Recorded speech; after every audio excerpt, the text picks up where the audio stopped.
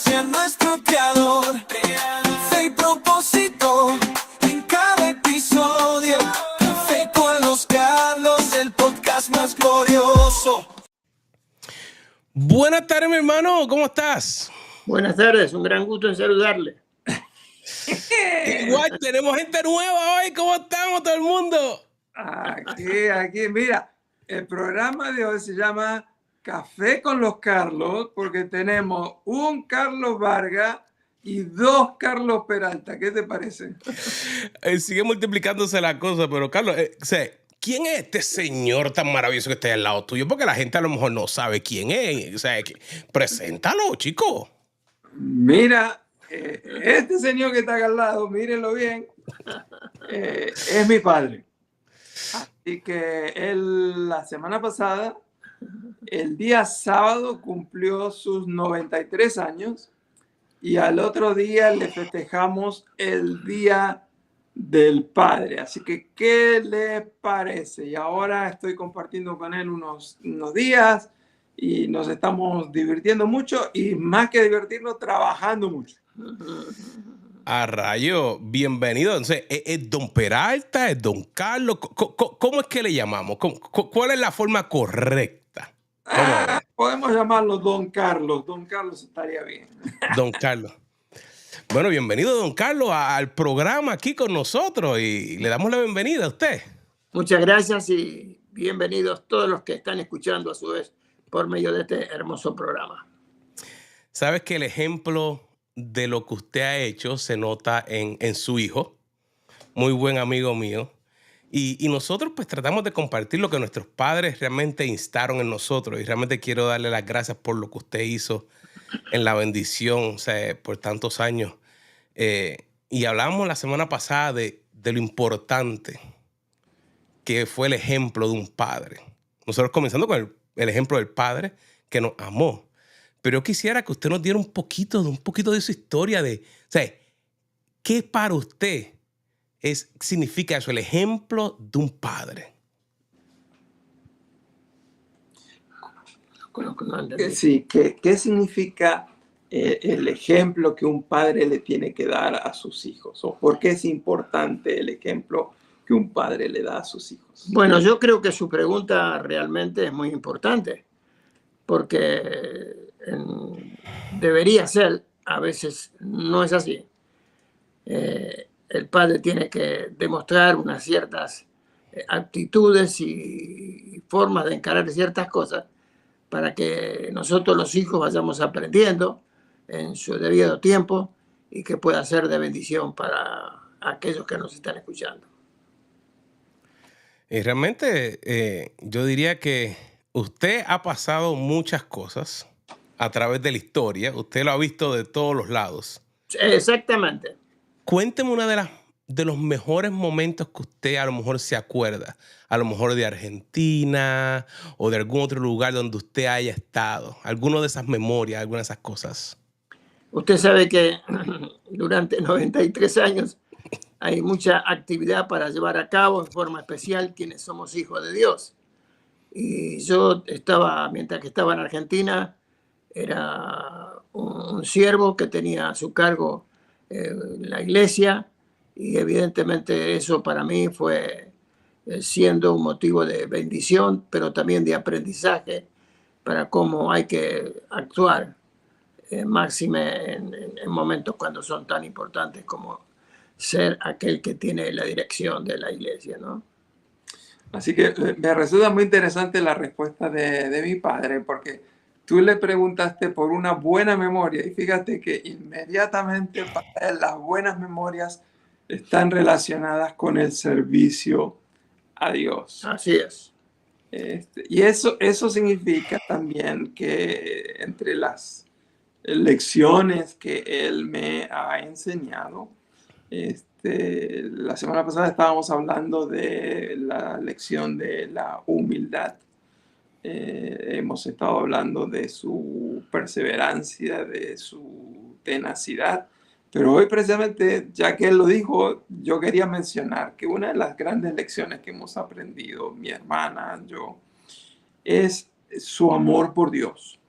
Y el amor por Dios, Él lo ha reflejado en diferentes maneras. Uno, en el amor por la palabra de Dios.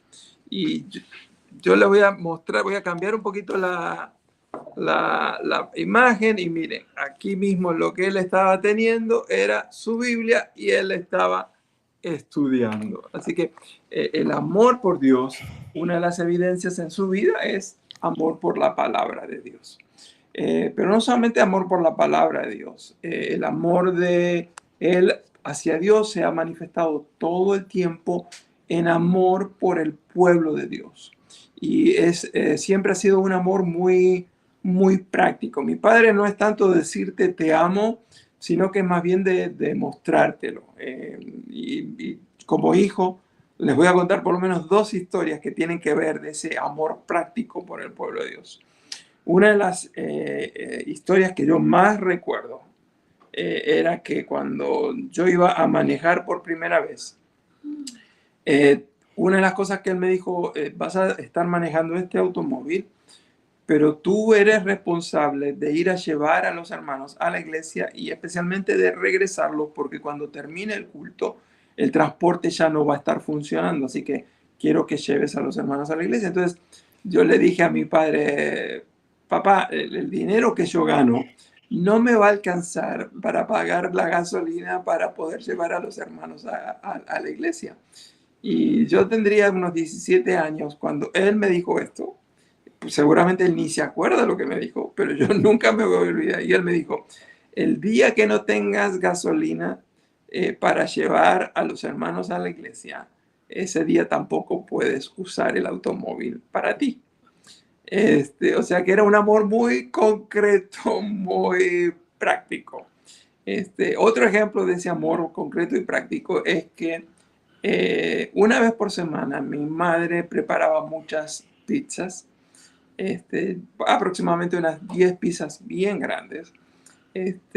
Papá traía todo lo que había que hacer compraba todo lo que era necesario para que mamá pudiera cocinar. Y ellos dejaban 2 pizzas para que las consumamos nosotros en la casa. Y después, cuando estaban las otras 8 pizzas, papá nos subía al auto. Íbamos mamá, papá, mi hermana y yo. Íbamos casa por casa, repartiendo a huérfanos, a viudas o a alguna familia muy necesitada. Así que ese amor a Dios se manifiesta a lo largo de su vida en el amor por la palabra de Dios, en el amor por el pueblo de Dios, y la Biblia habla mucho de la importancia de amar a los pobres como no un acto verbal, sino en hecho, en verdad. Otra cosa que él demostró de su amor hacia Dios era amor por el templo, por la casa de Dios. Yo me acuerdo que para él y llegar a la iglesia, aunque él era el pastor, poner todo en orden. Si había un papelito en el piso, él se agachaba y lo recogía. Si él pasaba por los baños para estar seguro que esté todo impecable, y si no estaba impecable, él se encargaba de ponerlo impecable. Y por supuesto, después no andaba diciéndole a todo el mundo, hoy estuve limpiando los baños. No. Él lo hacía por su amor al Señor. Yo recuerdo que en una época, en el invierno argentino, las cuentas de calefacción habían venido altísimas. Y yo recuerdo bien mi padre pagando la calefacción de la iglesia. Más allá de sus diezmos, más allá de sus ofrendas, el amor por la casa del Señor fue algo muy importante a lo largo de su vida. Y se pueden imaginar que estoy recién empezando. Pudiera estar muchísimo más hablando de cómo él me enseñó a mí a amar a Dios de manera concreta y tangible. Sabes que pensando en todos esos ejemplos, es súper interesante donde los valores se comenzaban y se enfocaban, y que a lo mejor en este momento se han cambiado esos valores, y después preguntamos por qué la familia ha cambiado, por qué la gente ya no se relaciona de la misma manera. Me interesaría saber, ese amor a Dios vino por un cambio que él hizo, pero ¿habrán habido momentos difíciles que se le hizo a usted poder demostrar ese amor a Dios? Si recordás, entonces, mirando un poquito tu historia, ¿recordás algún momento difícil donde crees que te costó amar a Dios o no? Bueno, yo creo que evidentemente cuando, por ejemplo, en la iglesia éramos varios los pastores, yo no era el único, quiere decir que teníamos que tener cierto cuidado para cuando uno actúa, actuar correctamente y no afectar a ninguno. Y eso no es nada fácil, porque cada uno quiere sobrellevar lo que uno piensa para que sea lo mejor. Así que yo creo que mi respuesta era que al ser varios, evidentemente, teníamos que tener mucho cuidado y hacerlo todo en orden y sabiendo que estamos sirviendo a nuestro Dios. Yo agregaría entonces que a veces una de las partes difíciles de esa relación con Dios era mantener la unidad y respetar a los otros líderes en la iglesia sabiendo que cada uno pensaba de manera diferente, pero precisamente mantener la unidad del espíritu en el vínculo de la paz, como dice Efesios capítulo 4, 1 al 3, fue una de esas metas. Y una de las razones por las cuales él hacía eso era por amor al Señor, que también se manifestaba en amor hacia sus colegas que estaban liderando la congregación. Realmente pensando y veo que hay muchas cosas similares como papi hacía las cosas, y pensar en que en el día de hoy, pues nosotros, tú y yo, Carlos, pues tenemos hijos que están entre, no sé si es que son Gen Z o Millennials, porque siempre me confundo, no sé cuál es la generación de ellos, o si yo soy Millennial, no sé cuál es el revolú, pero ¿cómo entonces nosotros podemos hoy en día, con tanta distracción, poder tratar de ayudarles a ellos a que puedan crear esa base sólida? Porque una de las cosas que yo puedo ver en tu papá y que puedo ver en papi todavía, aunque o sea, está un poquito más débil, pero esa solidez del servicio y del deseo de servir al Señor hasta en la vejez. O sea, que no le importa la edad. O sea, ellos no están mirando de que la edad que tienen. O sea, ¿qué te parece eso, Carlos? O sea, porque es un ejemplo el ver cuando una persona desea amar a Dios y tú piensas, ok, ¿cómo yo entonces le puedo replicar eso en nuestros hijos? Y para que la audiencia también piense en eso. Sí, a mí me parece que hay mucha tela para cortar en esto, pero la Biblia dice que los justos van a florecer como la palmera. La Biblia dice que los justos, aún en la vejez, van a dar su fruto. Yo no tengo la menor duda de que si nuestros padres han llegado a la edad que tienen, ha sido porque el Señor les ha fortalecido. El Señor les ha dado salud mental, física, espiritual. Pero yo he visto gente que cuando se jubila se ponen a ver televisión todo el día y pierden la motivación porque al fin de cuentas lo que ven todos los días es básicamente lo mismo. Chiste va, chiste viene.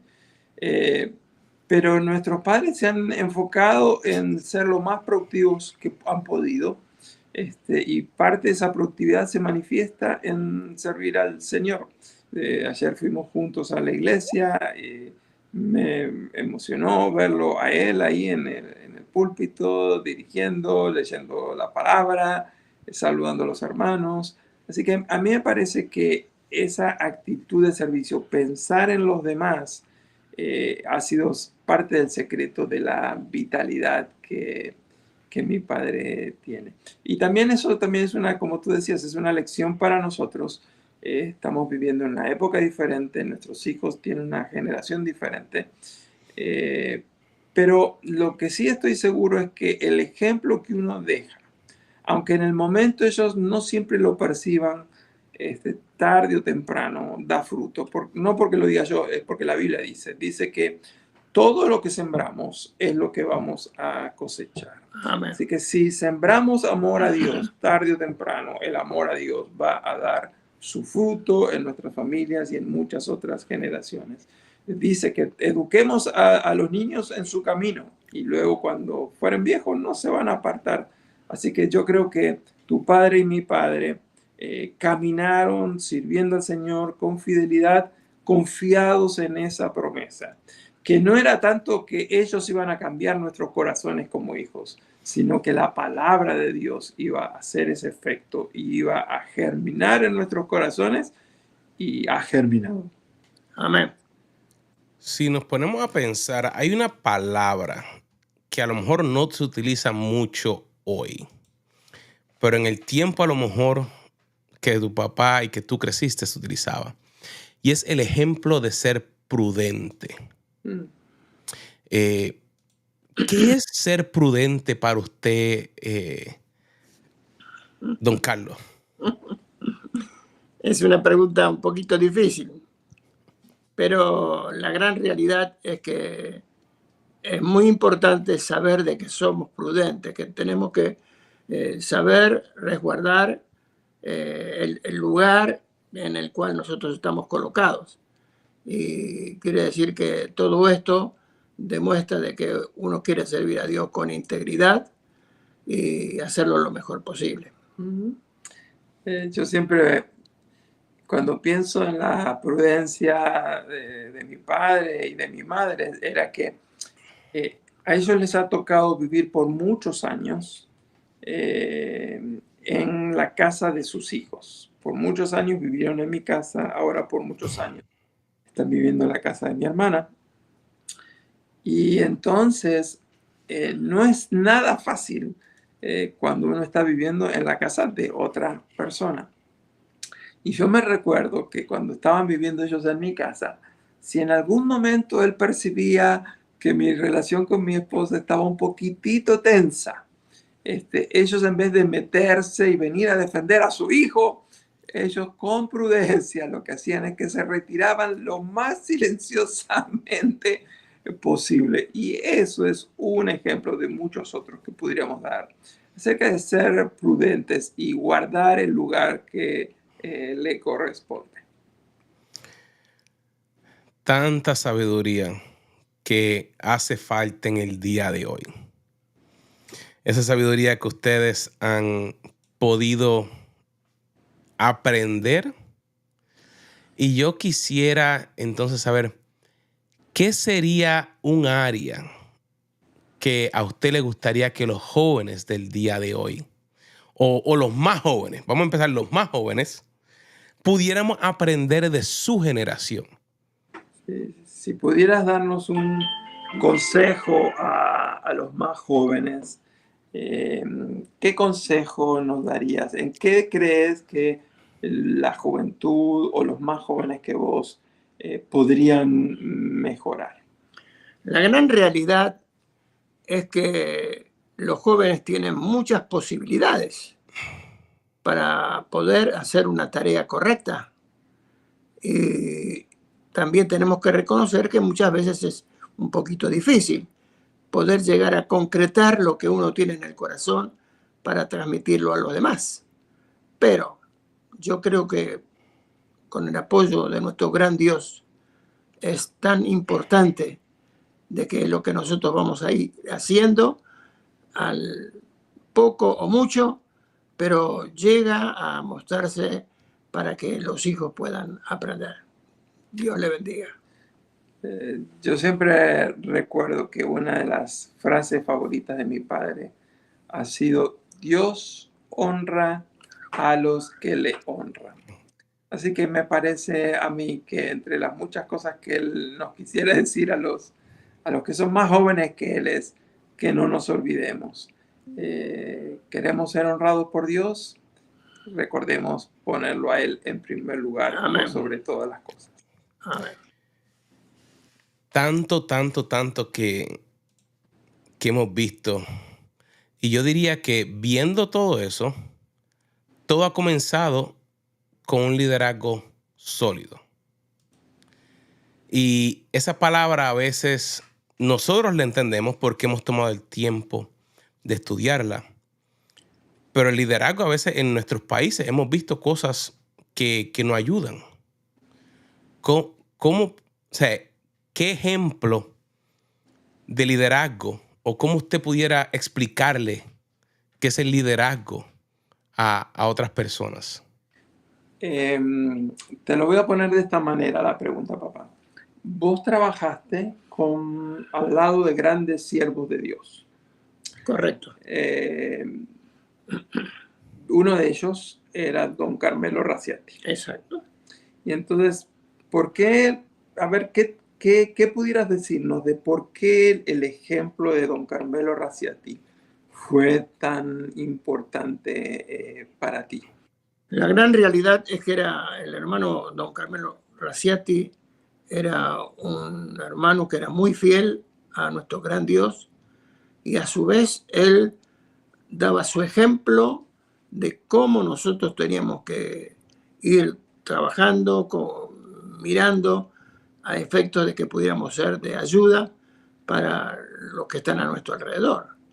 Y yo creo que yo he aprendido algo en esa área también, porque todo lo que somos y tenemos solo es nuestro en Él. Dios le bendiga, mi hermano. Ha sido un placer y un gusto poder hablar con usted y deseo lo mejor.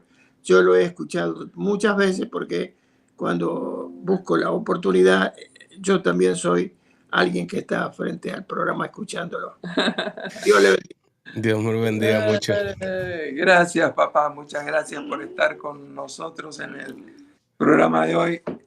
Me parece que lo que mi padre acaba de decir sobre el liderazgo es digno de enfatizar. Él, cuando habló de don Carmelo Raciati, él destacó la fidelidad de él. Así que me parece que cuando estamos hablando de líderes, si hay algo que la gente está esperando de su líder, es que sea fiel. No que sea perfecto. Ninguno de nosotros es perfecto. Todos nos equivocamos. Pero el hecho de que sea una persona que ama a Dios con todo su corazón, que sirve a su prójimo, que sea un pastor, como yo dije el otro día, con olor a oveja, es decir, que no está siempre volando muy arriba, sino que está siempre metido en medio del pueblo de Dios, sabiendo cómo está, en qué están sufriendo, para ver de qué manera poder apoyarles. Me parece que parte de la deficiencia del liderazgo de nuestros días es que los líderes están tan arriba que están demasiado distantes del pueblo. Así que esa es una de las grandes lecciones que yo he aprendido de don Carmelo Raciati y de mi padre. Y ese es nuestro anhelo, que la gente no crea que nosotros nos la damos de algo, sino que podamos vivir en humildad, en servicio, sabiendo que nosotros tenemos dones que Dios nos dio, pero que son para el beneficio del pueblo y que nosotros necesitamos tanto de las otras personas y de los otros dones como ellos necesitan de los nuestros. Así es.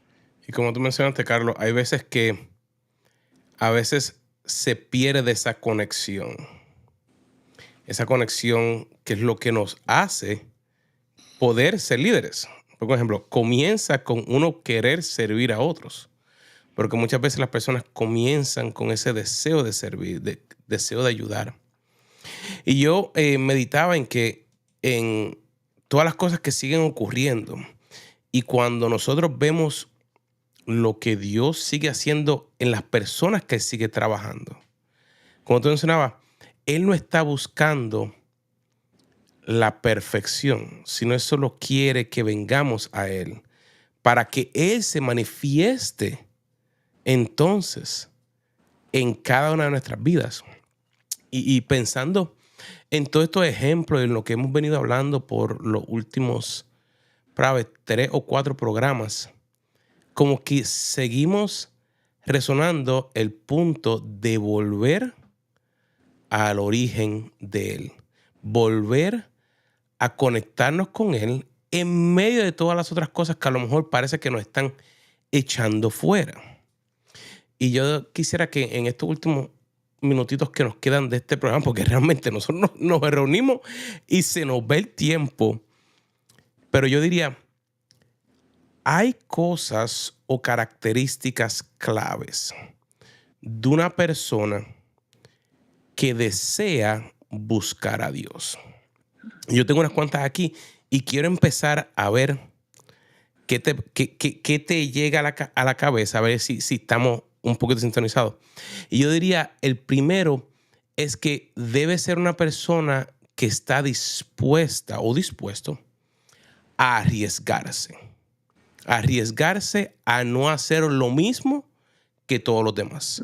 Arriesgarse a decir, yo voy, aunque me digan loco, yo voy a creer que Dios es todopoderoso para cambiar algo que se ve difícil en mí. ¿Estoy bien por ahí? Definitivamente, yo creo que aprender a correr riesgos es sumamente importante. Dios nos ha hecho únicos. Con cada uno de nosotros Dios rompe el molde. Y eso significa que no tenemos que hacer las cosas como las hace todo el mundo, sino que debemos aprovechar al máximo nuestro potencial, la creatividad que Dios nos da.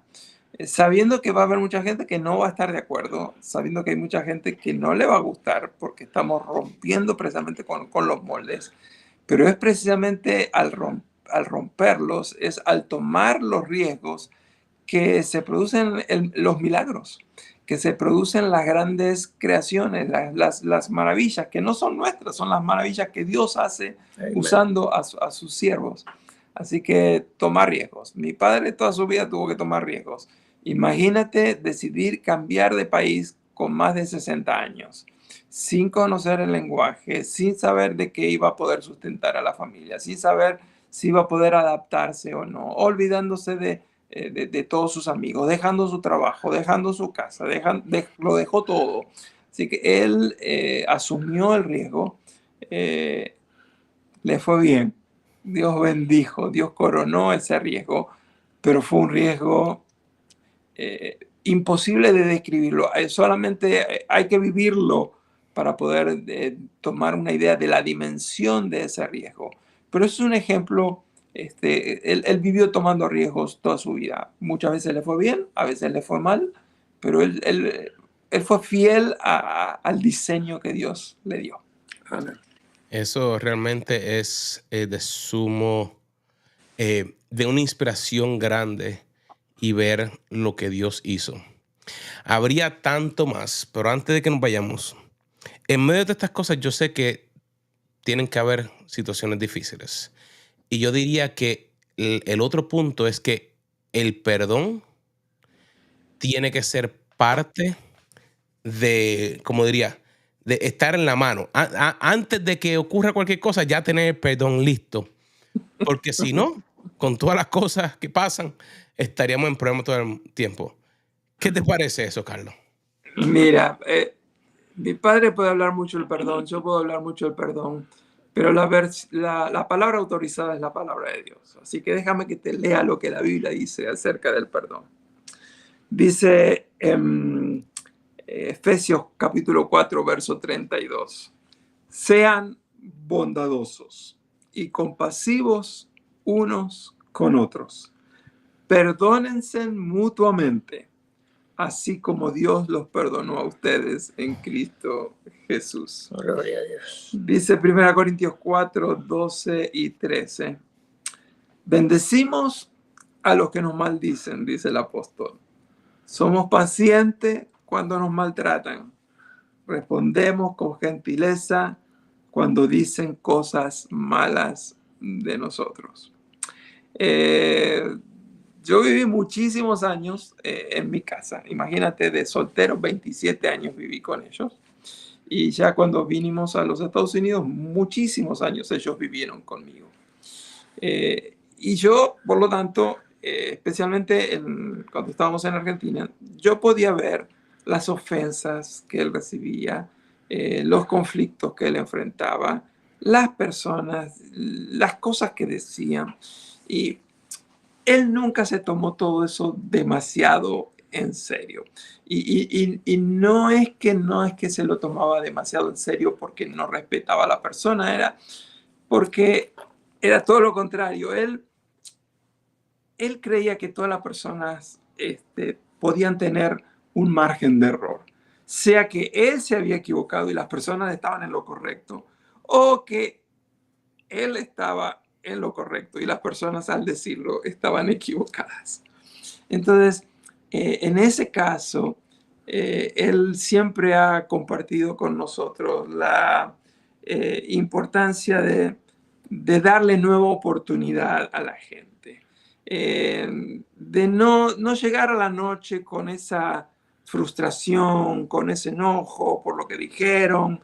Él ha sido muy generoso en perdonar, muy generoso en dejar pasar por alto las faltas y los errores de los demás. Y yo creo que la razón por la cual él pudo perdonar a tantas personas de su vida es porque él tiene el modelo perfecto de perdón. Es el modelo de Cristo. Él entendió que Jesucristo, cuando le maldecían, no respondía con maldición, que cuando lo injuriaban, él no amenazaba. Dice la Biblia que Jesucristo, cuando le hacían todas esas maldades, lo que él hacía era encomendar su causa al que juzga justamente. Yo puedo decir que yo he visto a Jesús en mi Padre a través de su ejemplo de perdón. Amén. Bueno, mi gente, ha sido nuevamente un placer de que hayamos estado juntos, ya no los dos, sino los tres Carlos juntos. Y los esperamos la próxima semana aquí en Café Con los Carlos. Carlos. Risa de sol.